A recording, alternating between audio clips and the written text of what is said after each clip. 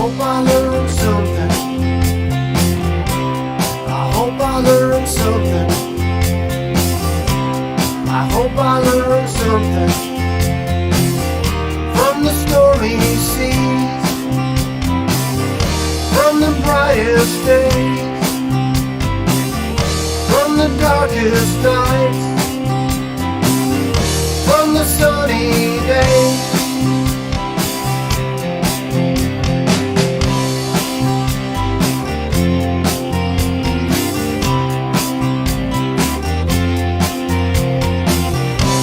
I hope you learned something.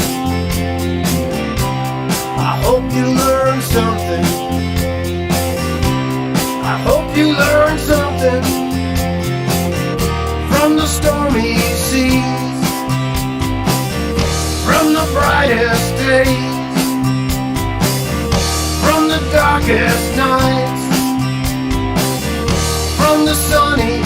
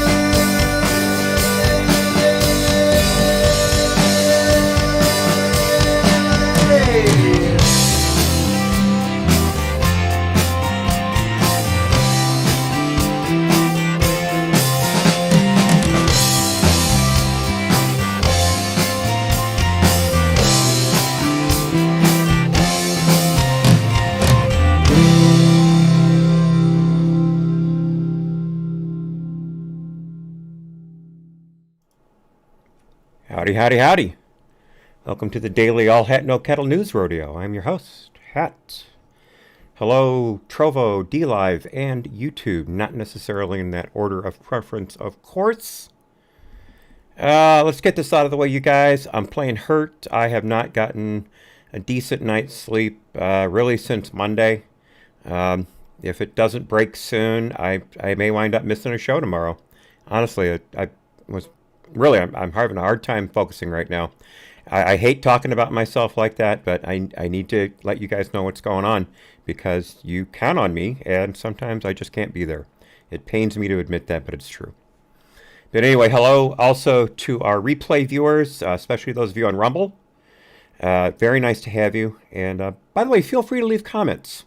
I believe Rumble notifies me when you leave a comment, and I would love to hear what you think of the show. If there are things you'd like to see more or even less of, I'm always open to suggestions. Let's get to it. Our first Babylon Bee bookend. No intro today. We're just going to get right into it. This is the one on the left. From their finance section, financial experts recommend inventing time machine going back to 2009 and telling yourself to buy Bitcoin. And here we have an obvious professional seminar being led by two young people, and the flip chart is labeled Financial Plan. How sweet that they're using a flip chart. And number 1 is invent time machine. Number 2, go back in time. Number 3, tell yourself to buy Bitcoin. I have something coming up as to how that's not exactly as prescient as you might think, but that comes in a bit. Dateline U.S. With the U.S. economy headed towards another recession and the government borrowing and spending money by the trillions, many Americans are concerned about their financial futures. In light of this, experts are saying the best way you can protect your family's future is to invent a time machine and buy Bitcoin. Said Brad Chatterad, a financial advisor for Northwestern Mutual, yeah, you're pretty much out of options at this point. Government spending will probably devalue the dollar and cause it to collapse before you retire. The best advice I can offer you is to figure out how to go back in time and buy Bitcoin. Close quote. In addition to buying Bitcoin back in 2009, experts are also recommending being a best-selling author, becoming a number 1 NBA draft pick, going to Harvard and joining their elite ruling class, looting, selling your old Beanie Babies, and starting an OnlyFans. Quoting Chatterad again, so there's still lots of things you can do. I'm pretty sure that if you invested $1 in Bitcoin 10 years ago, you would have like infinite money at retirement. That's pretty tough to beat. Ron Paul has proposed an alternate idea where we build a time machine and go back in time to end the Federal Reserve instead. Thank you, as always, Babylon Bee. So let's get to my personal conceit, the market. A very bad day across the board, especially for Bitcoin. We'll get to that in a bit.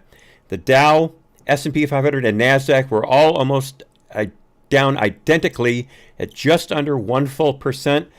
The Dow closing well below 34,000 at 33,815 and change. The S&P 500 closing above 4,000, and the NASDAQ retreating well below the 14,000 mark, now at 13,818 and change. Excuse me just a second. Cat, you cannot get on my lap. Stop it. Sorry about that.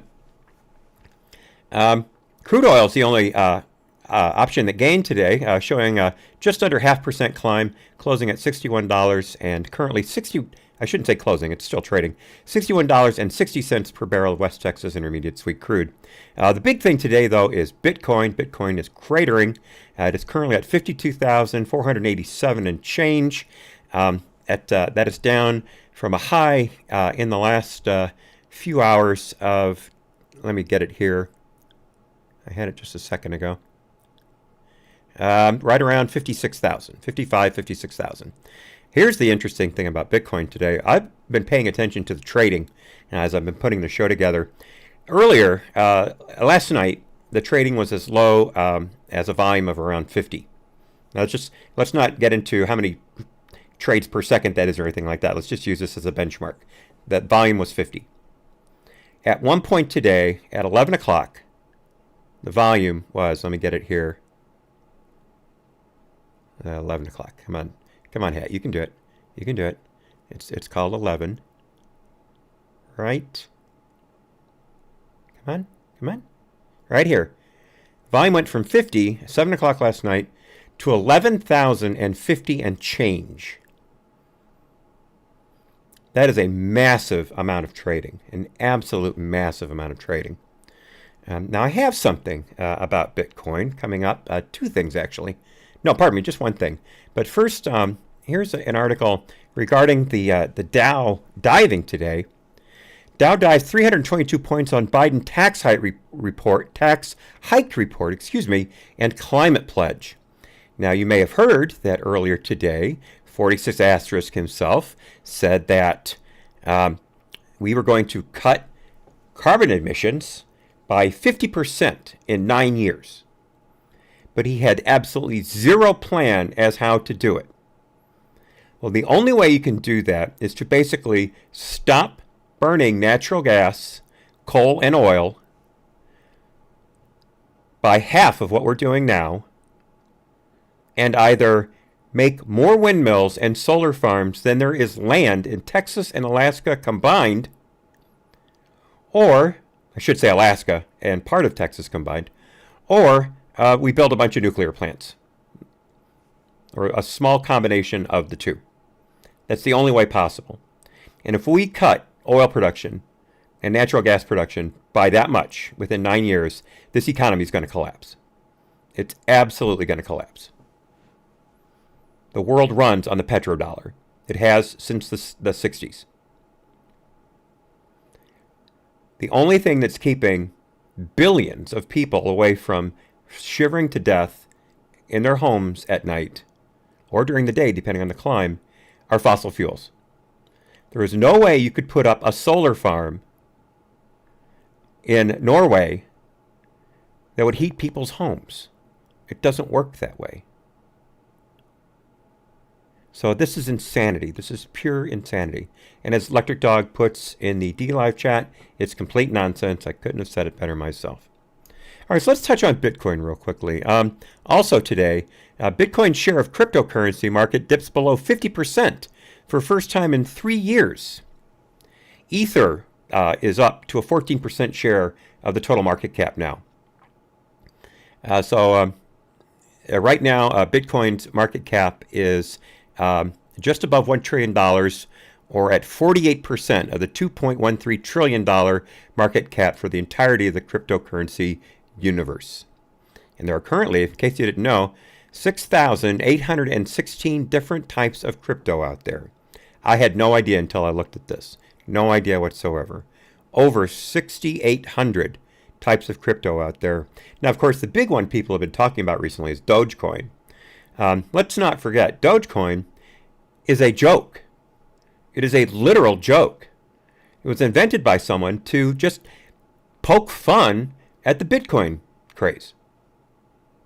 It's not backed by anything. In fact, on any given day, they are creating another 100+ million Dogecoins at a time. But Dogecoin has gone up from actual fractions of a penny at one time to, last I heard, over 35 cents a piece.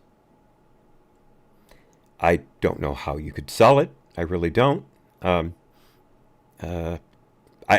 guess if someone's going to buy it, if it's up to 35% a piece, someone's buying it. It's a joke. Again, it's constantly being inflated by hundreds of millions of pieces.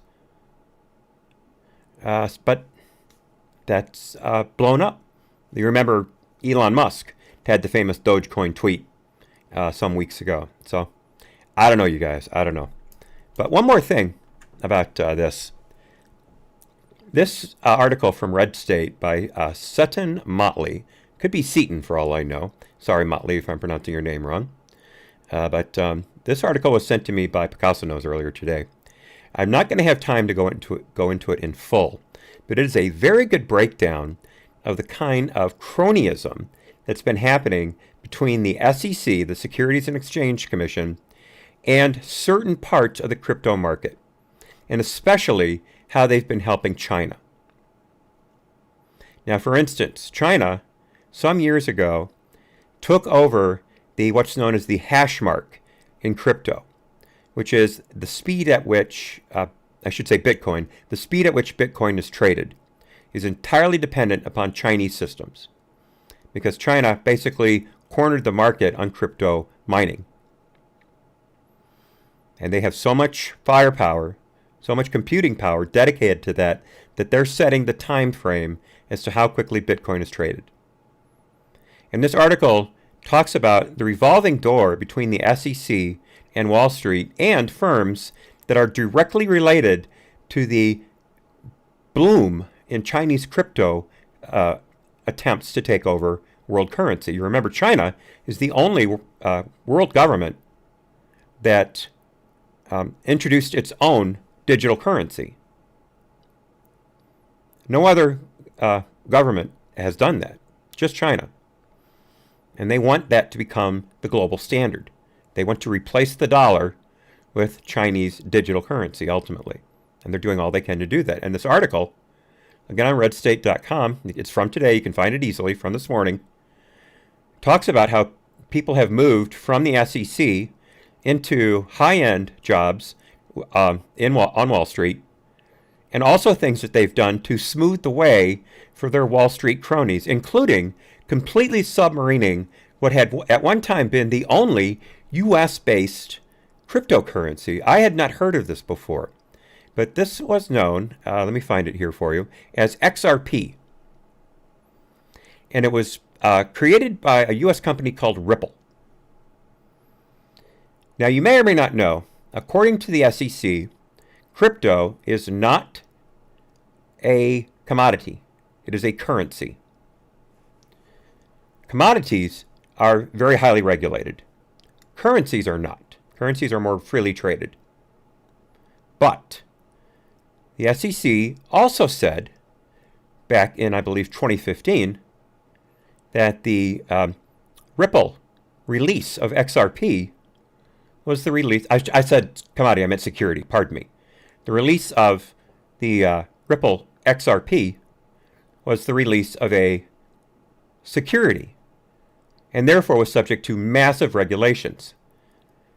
XRP was an idea for some time, and Ripple had been in front of the SEC on numerous occasions asking them, please give us some secure and finite guidance on what we need to do to launch this properly. We don't want to be bit in the butt after the fact. The SEC drug its feet. Ripple decided they couldn't wait any longer. They released XRP, and boom, the SEC dropped a hammer on them, said these are securities, these need to be regulated, and the value of XRP absolutely cratered. Ripple went out of business. People lost all kinds of money. But Bitcoin and Ether, also known as Ethereum, are treated as currencies.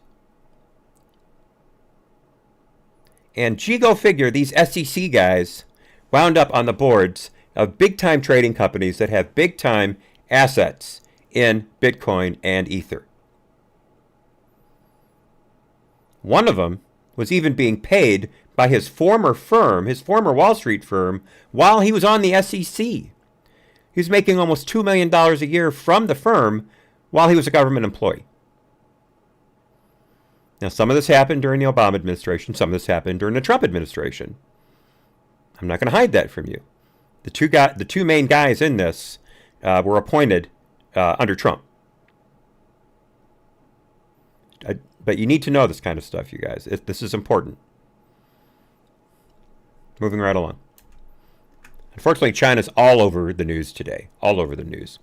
You may have heard, as of last night, we've been told that there is a new Chinese government hack going on. It is attacking federal systems, businesses, critical infrastructure. Remember how we all complained that 46 Asterisk was opening up the American energy network, the grid, to Russia and China? Well, they've hacked into a certain VPN system that's allowing them control over certain areas of the grid. Certain quote-unquote critical infrastructure, as well as government agencies and private businesses, including small businesses. What they've done is they've hacked into something known as, I've got it right here, I just lost it. Give me just a second. I do apologize. Again, I'm playing hurt, you guys. Just blame it on that. Pulse Secure VPN Appliances. Pulse Secure VPN Appliances. Now, these are not just VPN apps. These are actual VPN hardware. They're designed to connect to multiple nodes.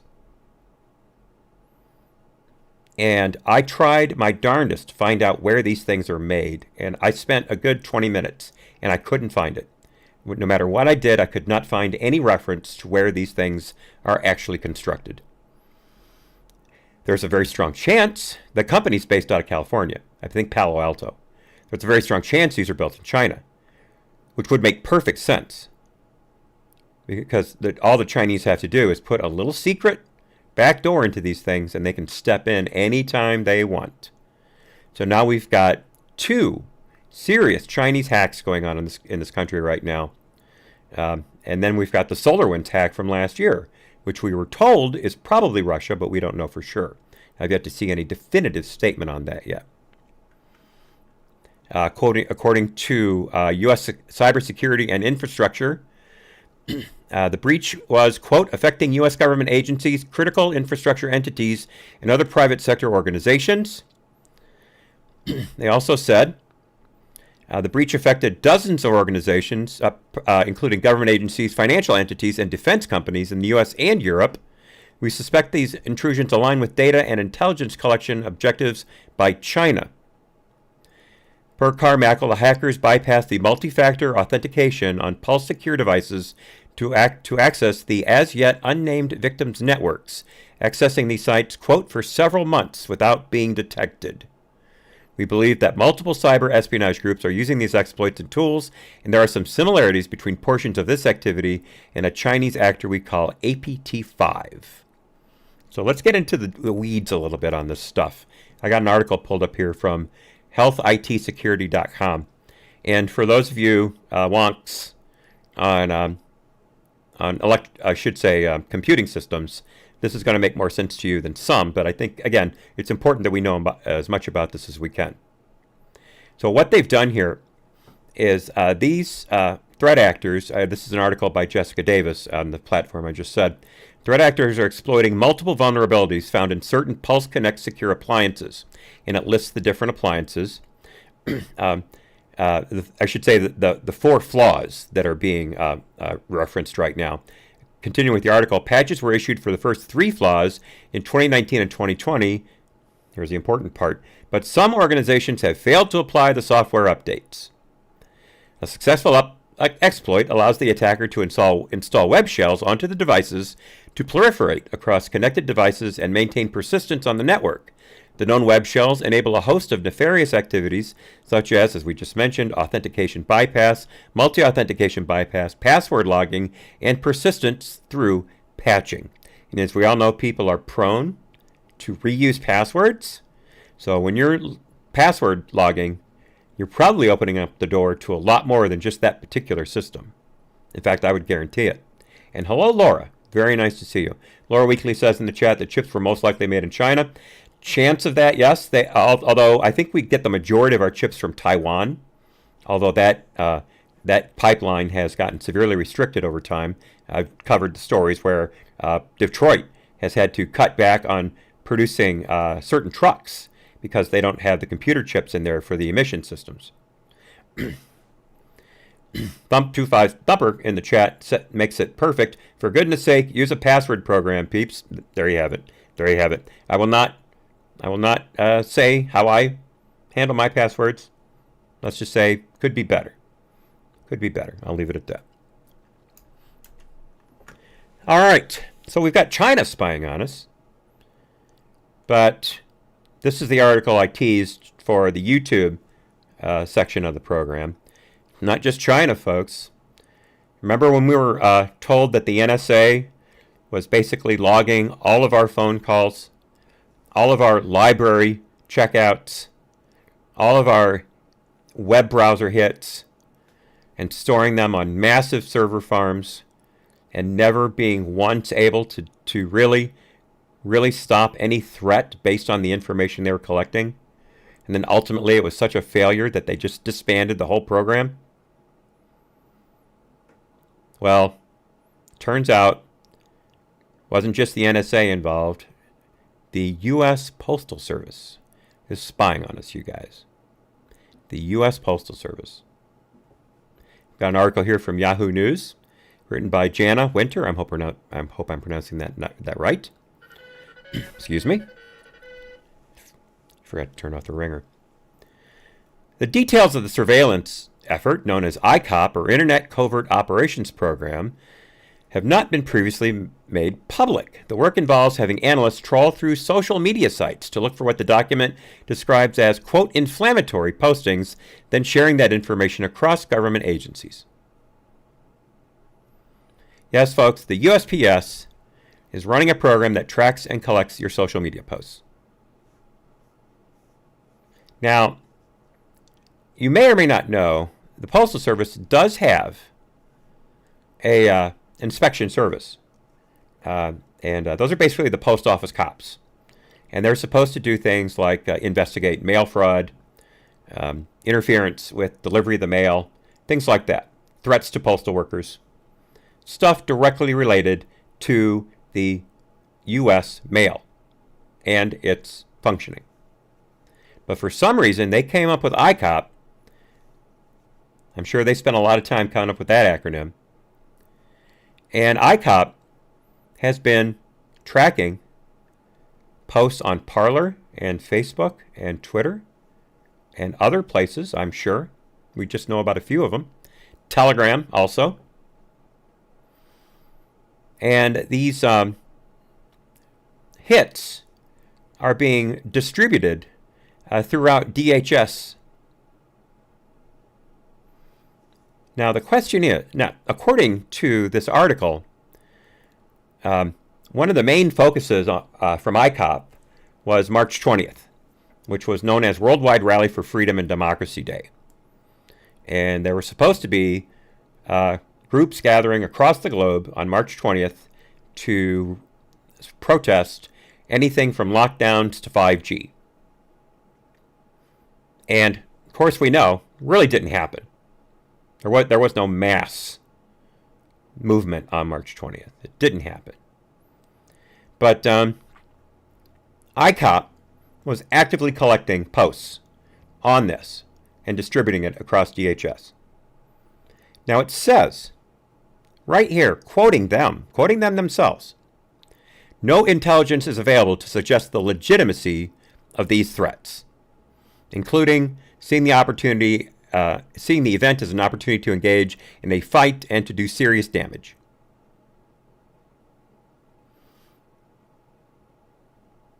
And, of course, civil liberties people who have a clue are absolutely freaking out over this. They don't know what the hell's going on. According to Chicago law professor Jeffrey Stone, who Obama appointed to the NSA's bulk data collection review after Snowden's leak, Professor Stone said, "I don't understand why the government would go to the Postal Service for examining the internet for security issues." I'll quote one other person, Rachel Levinson Waldman, Deputy Director of the Brennan Center for Justice's Liberty and National Security Program. Quote, "This seems a little bizarre. Based on the very minimal information that's available online, it appears that ICOP is meant to root out misuse of the postal system by online actors, which doesn't seem to encompass what's going on here. It's not at all clear why their mandate would include monitoring of social media that's unrelated to the use of the postal system. That's what I want to know, too." Thank you very much, Ms. Rachel Levinson Waldman. Thank you very much. What the hell is going on here, you guys? What in the living hell is going on here for the Postal Service to be monitoring our social media? Last I heard, the federal government has no jurisdiction over social media unless it's a direct threat, a direct and imminent threat. And none of the things that were outlined in the bulletin that was obtained by Yahoo News related to direct and imminent threats. And even if they did, why wasn't the FBI the agency involved in this? Certainly the CIA is not supposed to be. The CIA is not supposed to surveil U.S. citizens, at least those in the U.S. We've seen them surveil U.S. citizens outside of the U.S., which is kind of a legal gray area as I understand it. But this is insane. The post office. They've got their own little fingers in the pie. Now, of course, the article initially mentions Parler as the right-wing leaning social media site, but later on it mentions the fact that it's happening on Facebook too. Of course, we know this stuff happens much more on Facebook than it does on Parler. Facebook has many more people. By the way, Apple said they're going to start relisting the Parler app on the Apple Store, in case you didn't hear. So good news there. I'm going to try and keep up on this story. We do not know yet all that's involved in this. The post office has yet to come out and make a statement regarding this whole mess, but I will certainly try to keep my eye out. All right, so moving along from the stupid to the insane, this is an article from yesterday afternoon by Kyle Cheney and Martin Matishak from Politico. Excuse me, little liquid IV here. Turns out Back in November of 2017, a few months after the attack on the Republican congressional baseball team practice in Virginia by a shooter with social media posts that showed him to be a big-time Bernie backer and someone who was very much behind Bernie's socialized health care plan, someone who showed up at the ball field with a list of Republican congressmen and asked someone, are these Republicans or Democrats? And when that person was told they're Republicans, they walked back to their van where they had driven from, I believe, either Ohio or Missouri. I don't remember now. But retrieved an AR-10, which is a .30 caliber semi-automatic rifle, not a .22 caliber semi-automatic like the AR-15. The AR-10 is the big gun. And that guy proceeded to spray about 147 rounds between him and the two law enforcement officers who were initially there, who were wounded by him before he was finally taken down when other law enforcement arrived. One congressperson was almost killed immediately. The shooter fired at him, and I will not, of course, identify the shooter. The shooter fired at him through a fence, a chain link fence, and the bullet ricocheted off one of the links and missed him. And it was point blank. And then the shooter started spraying across the field, hit a number of people, including Representative Steve Scalise, in the hip, and Scalise almost bled to death right there. When he got to the hospital, after being airlifted out of there, we were told that he had maybe a 10% chance of survival, if that. But somehow he managed to pull through and make a full recovery. In fact, he played in the very next ball game. An incredible profile in courage, if I may use that term. But it turns out the FBI investigated this, and in November of 2017, they briefed members of the House on this shooting, and the FBI said, we've concluded that this was suicide by cop.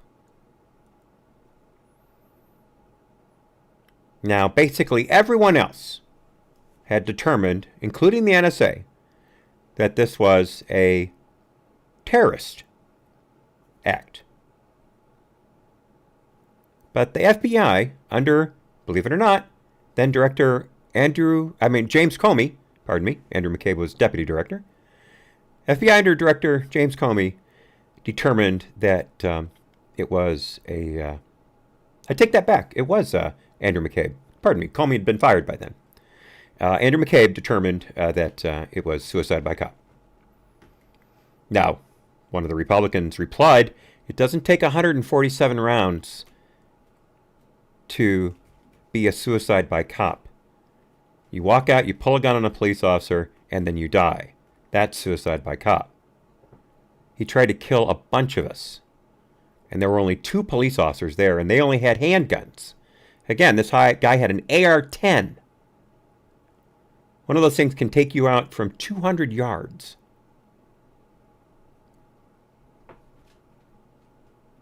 And this has just been released. The Republicans are just now talking about this. It came out in a committee meeting yesterday with Director Wray, FBI Director Christopher Wray, testifying in front of Congress. And this was brought up. And we're talking specifically about Representative Brad Wenstrup, who's a doctor, and who was credited for saving a number of lives that day on the field from people who were wounded. I believe Representative Wenstrup brought this up, and he said, Director Wray, da-da-da, suicide by cop, da-da-da. Now, some of the Democrats on the committee had not heard this before, and they went after Wray too. Say what you will about Democrat versus Republicans, when it comes down to it, they're all still members of Congress, and every now and then they actually do look out for each other, and yesterday was one of those moments. Democrats on the committee also went after Wray big time. And Wray could not defend that ruling except to say that he wasn't director at the time.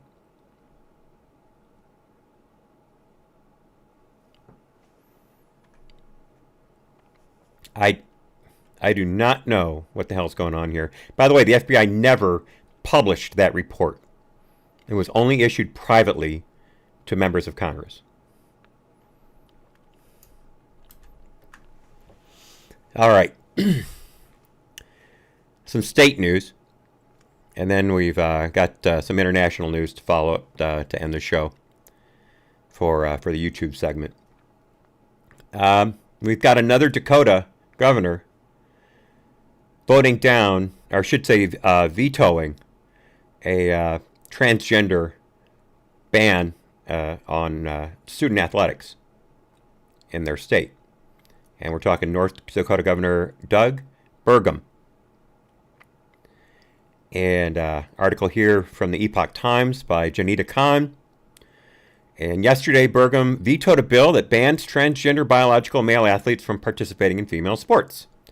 We're talking about House Bill 1298.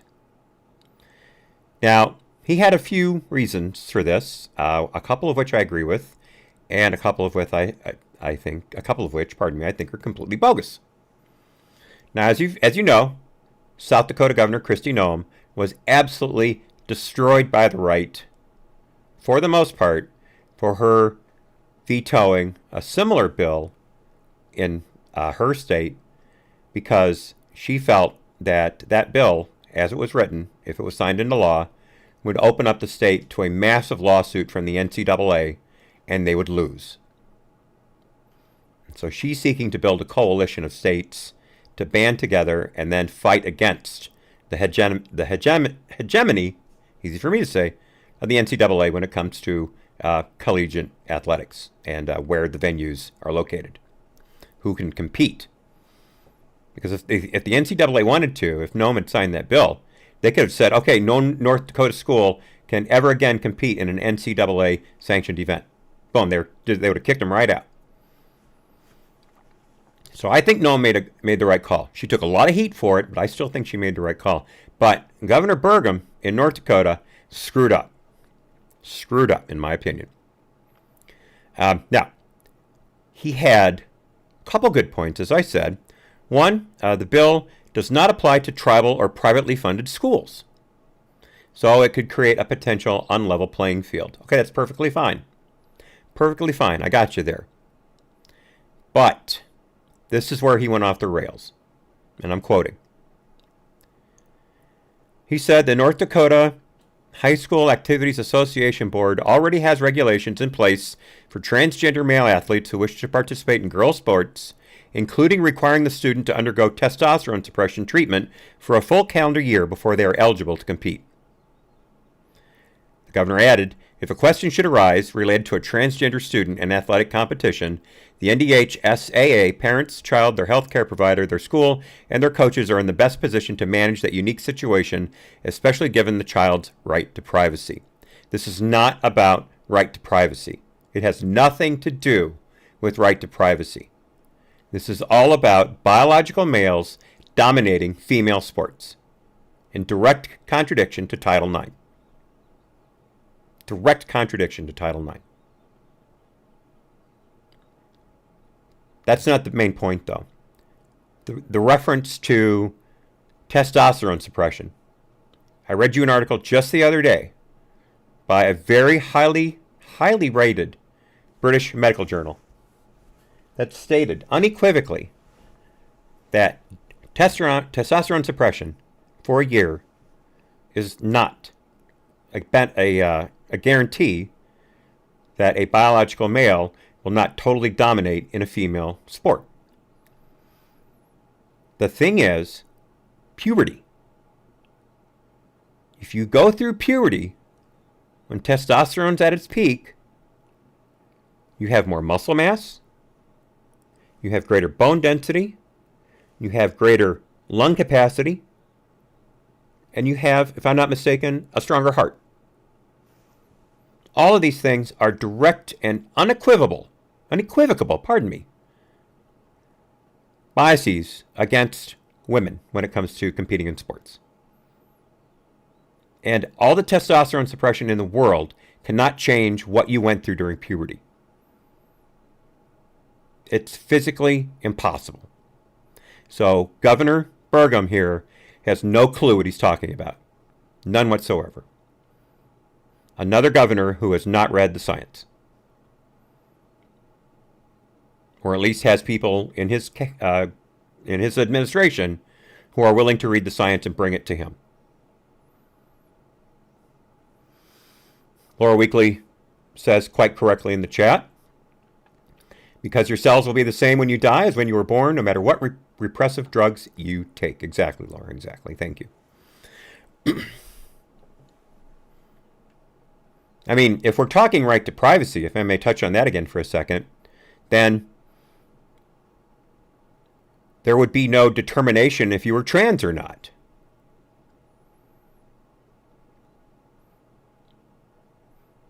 It would just be, did they used to be a boy? No, well, we can't say.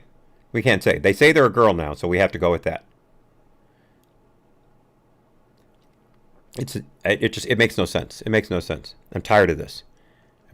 These Republican governors that don't know the science, like Asa Hutchinson from Arkansas, they gotta get their heads out of their butts. So, moving from North Dakota to New York. I normally go east to west, but today I switched the direction. Let's touch upon our favorite governor, Andrew Cuomo. As I said yesterday, he is getting deeper and deeper in hot water. Yesterday we found out that he is being investigated not only for the sexual harassment, not only for the Cuomo killing fields, but also for using state resources to help him put his $4 million advance book together. The book that showed him to be the gold standard for handling a COVID pandemic in a state that until recently had the highest death toll of not only the country, recently supplanted by California, but one of the highest death tolls in the world. The death toll in the U.S. would have been below the top 10 if it hadn't been for Cuomo. And if it had been for Cuomo and what's his name from New Jersey, then we would have been in the bottom. We would have been in the below the top 20, if I'm not mistaken. But now there's been a hotline set up. There's a law firm who's been tasked by the state assembly to handle the investigation that body is doing into Cuomo. There's already a criminal investigation, both at the state level and at the federal level.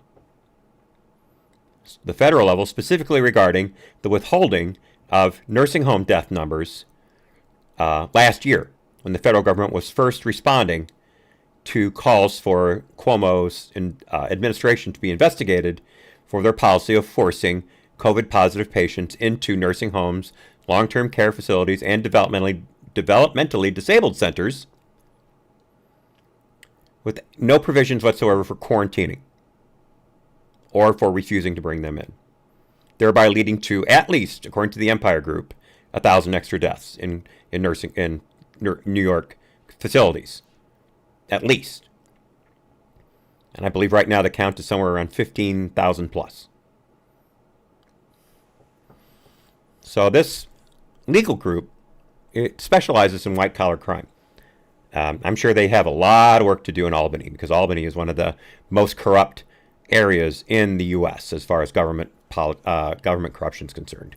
Absolutely, without a doubt, one of the most corrupt. And they're getting a bunch of calls. According to this article by Dom Calicicco, I can never pronounce that, the double C in Italian. Caliccio. Yeah, Caliccio. There we go. Dom Caliccio from Fox News. Right now, that panel has contacted 70 witnesses, and they've received over 200 tips on their hotline regarding malfeasance by the governor and his administration. And this is just what we know now. I can't imagine what's going to happen as things heat up.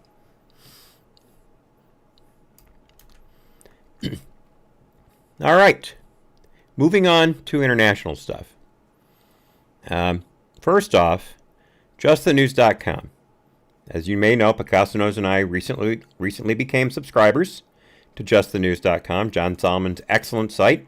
John Solomon being one of the great journalists in this country, right up there with Sarah Carter and Glenn Greenwald and others, although Glenn Greenwald technically isn't U.S., he's based out of Brazil, but you get my point. Glenn writes in English. And also, I hope you're able to watch the replay of Tim Pool's podcast last night. He had on, Christopher, Legee?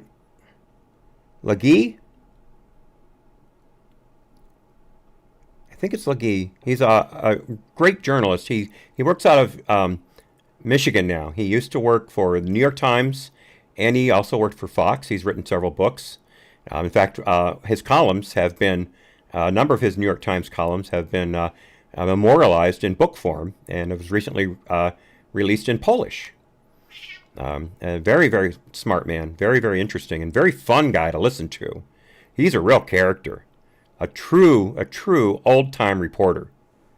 I think if someone like Studs Terkel were alive today, he'd be hanging out with this guy. LaDuff, that's it, LaDuff. And you really should watch it. It was on last night. Even if you only watch a half hour of it, you'll love it. But John Solomon came up last night, if I'm not mistaken. And boom, here I am today on his website. There's some more stuff that's coming out on Hunter. And these memos show that he was putting together all kinds of deals in China while his dad was vice president that we didn't know about.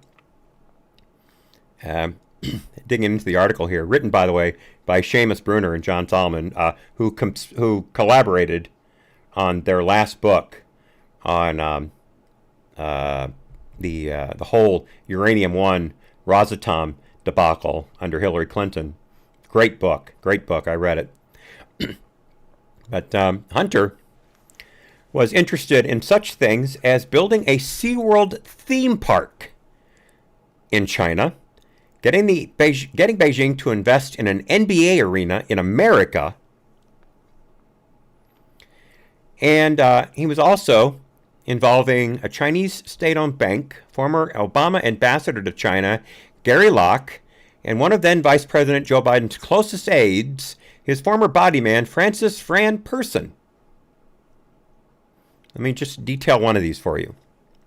On July 17, 2015, Hunter Biden emailed his business partners Jim Bulger and Devin Archer asking them to reach out to Person about a, quote, very real China deal he's working on, close quote. In a separate email to Archer, Hunter Biden vouched for Person as, quote, my dad's body guy for 8 years. Person had left the VP staff about a year earlier and would later run unsuccessfully for Congress. The deal was a joint venture to build SeaWorld amusement parks in China with land acquisitions, construction, and development financed by the Chinese Communist Party's state-owned development bank. The China Development Bank is run by CCP officials and has been described as the, quote, engine that powers Beijing's economic development policies. And there's more to it. There's much more to it. But this is just nuts. Absolute nuts. While his dad was vice president, this guy is trying to make billions beyond the $1.5 billion he got out of China for his private equity fund, something that Hunter Biden had zero experience in running, by the way. But one more thing. Person mentioned meeting with a potential investor the following day while in Los Angeles for a fundraiser headlined by Hunter Biden's father, Vice President Joe Biden. Person concluded his message by asking if Hunter Biden and his associates knew any investors who might be interested in the Seattle sports arena project, dangling the prospect of what, quote, could be a gold opportunity for investment in sports. And again, it goes on from there. So, justthenews.com, y'all. That came out this morning. So it's nice and fresh. Okay, so holding 46 asterisks feet to the fire on foreign policy is one of the Republicans' main missions right now, and it has to be. I've got something coming up at the end here that's an excellent resource for those of you who, as I put in the chat earlier today, for those of you who are foreign policy wonks. It's a great, great website. And you can easily tailor it to your needs. And there's no fee for subscribing to it, none whatsoever. Excuse me. But I'll get to that.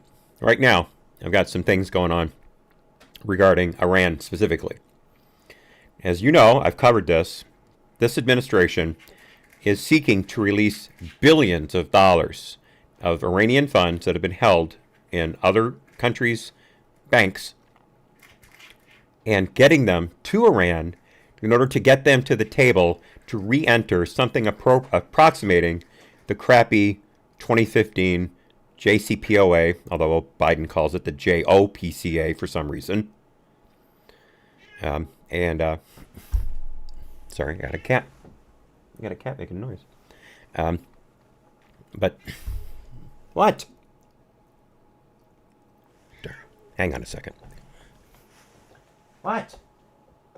Cut it out. She's in the window. Anyway, where was I? Quality life production here on the Daily All Het No Kettle News Radio, folks. Nothing like a cat to really keep my going. So, trying to get back into the JCPOA, the Iran deal. And Iran has been saying, screw you. They realize Biden's got nothing. And they're just going to squeeze him for all he's worth, get him to release more and more sanctions, allowing Iran to continue to get their feet back underneath them and grow and grow and grow, and re-release all the terror that they've brought upon the world for all these decades. So the GOP in Congress has introduced a big package of Iran sanctions. And I've got this from the Washington Free Beacon, written by Adam Credero from yesterday morning. The legislation dubbed the Maximum Pressure Act would formally codify the Trump administration's tough sanction campaign on Iran and force the Biden administration to submit any revamped nuclear deal with Iran to Congress for review before it is approved. It is also likely that hawkish Democrats, including Senate Foreign Relations Committee Chairman Bob Menendez, Democrat New Jersey, will not back the Biden administration if it grants sanctions relief before Iran dismantles its nuclear program. So we've got bipartisan support for this, folks. We'll see what happens. As we know, Congress is interested in really limiting a number of formerly exclusive executive branch fiats, like travel bans. You may have heard Democrats in Congress are introducing legislation to prevent the president from issuing travel bans. So this would be another limitation of power. This bill is also designed to force the administration to put any deal with Iran before Congress. You remember, Obama specifically bypassed Congress with the Iran deal because he knew it wouldn't pass. He knew that anyone with half a brain would realize what a complete piece of you-know-what it was and would vote it down immediately. And so he just bypassed Congress. Made a treaty without consent of the Senate, which is completely against the Constitution. But remember, there were no scandals in the Obama administration except for that tan suit. That was it. So let's see how far this gets. And we've got Menendez on our side. So we'll see how much further we get with that. So I saw this story yesterday, but I didn't have a lot to go on. So it's been updated since then. There was a series of attacks between Syria and Israel yesterday. And the initial word was that a Syrian rocket had been launched at the Iranian nuclear facility in Dimona. I should say the Dimona facility, pardon me. But it seems that that may not be the case. It may have just been an errant Syrian missile that landed there. First of all, the missile landed about 4 kilometers away from the plant. That's quite a distance. There was no damage. But there was speculation that Iranian forces or pro-Iranian militias based in Syria may have been behind the attack in an attempt to avenge Israel's recent sabotage of Iran's Natanz nuclear plant. But people are saying that if the Syrians had wanted to attack Dimona, they would have used more powerful missiles than the one that landed outside of the plant's perimeter. Because this was a smaller missile, and of course Syria has access to Scuds, which are much more powerful than the one that landed outside of Dimona. So this could have been an errant Syrian anti-aircraft missile that just went ballistic, as they say in the military, and landed across the border. Because Dimona is pretty far down in the Israeli geography. It's in the desert. Now, at the same time, also, Israel was attacking Syrian targets, including the base where the missile was launched. So there is, again, a possibility that missile actually came from an anti-air system from the Syrians that missed an Israeli jet. But that's what we know. It looks like the attack was not against the Dimona nuclear facility, as we initially thought. So that's what I've got for you. Okay, good news in Ukraine, at least hopefully good news. The Russians are pulling back the massive troop buildup that they had placed on the Russia-Ukrainian border over the last few weeks. Russia had been saying that they were there to conduct military exercises, and according to Russia's defense minister, the drills are over and everybody's going back to their permanent bases. Here's the thing, though. According to this article by the AP that I picked up from the Epoch Times, Russia's still going to leave heavy equipment in the area. And as we all know, that's the stuff that's hardest to transport. It takes big planes and big trucks to move these vehicles, including tanks. So, I don't know how good of news this is. It's one thing to move the troops, but Russia has a very strong paratrooper force, for instance. In fact, this recent military exercise, they landed 2,000 paratroopers in this exercise. So by leaving the big stuff close to the border, it would only take them a couple days to move it all right up to the front. So I don't know how great a news this is. I'm not happy that this administration decided to not send those 2 warships into the Black Sea like they had promised just a couple weeks ago. I don't think that was a very strong move, but who am I to judge? All right, real quickly, another U.S. professor has been charged with making false statements to the government regarding being backed by China for research and also on wire fraud charges.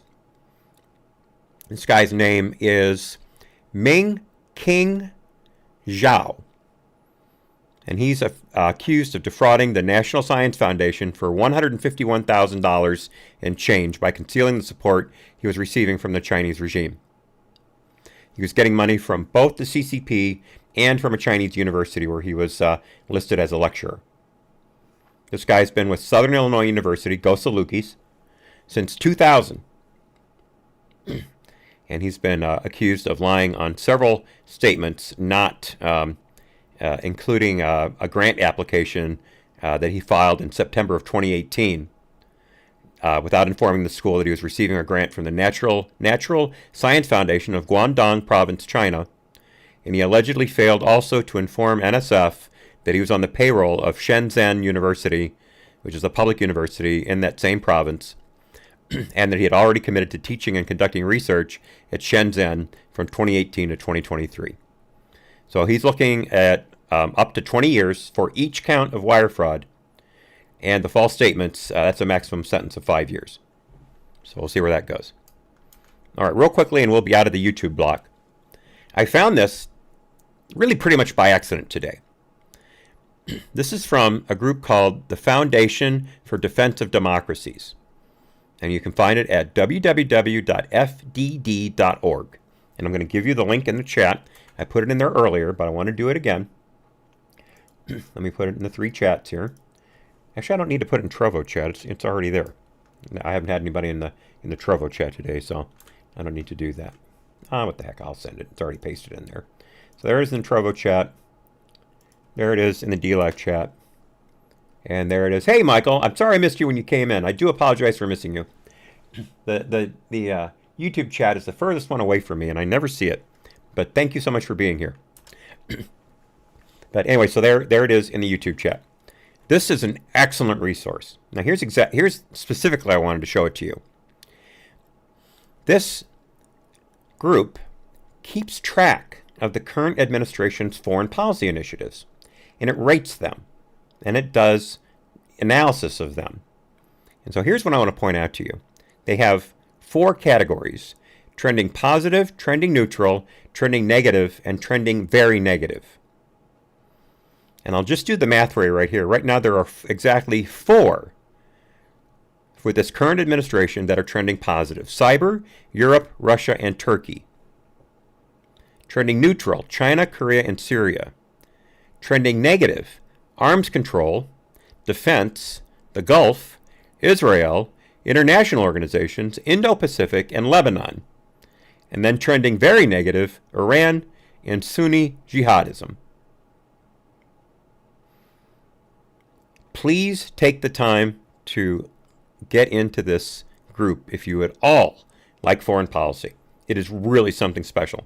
You can go through the subscription process. There is no fee whatsoever. It's completely free. You can choose what areas of foreign policy you want to be clued in on. You can even go so far as to choose from whom you want to hear from. They have a huge list of authors to choose from. I mean, there's got to be 40 authors to choose from at least. Or you can just choose none. That's what I did. I didn't choose any specifically and hit subscribe, and now they're coming into my my Proton Mail account. I highly recommend this. I'm probably going to be referencing it off and on as we go along. So please feel free to get ahead of me on that. All right. We have reached the end of the YouTube portion of the program. I want to thank Michael Scriven for joining us. As always, I hope you're having a very safe drive home. In fact, I hope you're already there and are ensconced safely and are looking forward to a great dinner. And so, of course, I'm always happy to see you. We will continue the show on Trovo and DLive. And certainly tomorrow we will be back on YouTube at 4 p.m. Eastern, provided I get some sleep tonight. Because honestly, if I do not get any sleep tonight, or at least as little as I've gotten the last 3 nights, there may not be a show tomorrow. I'm really hanging on the edge right now. But God bless all of you on YouTube. Thanks for being here, and I look forward to seeing you again soon. Bye-bye. All right, and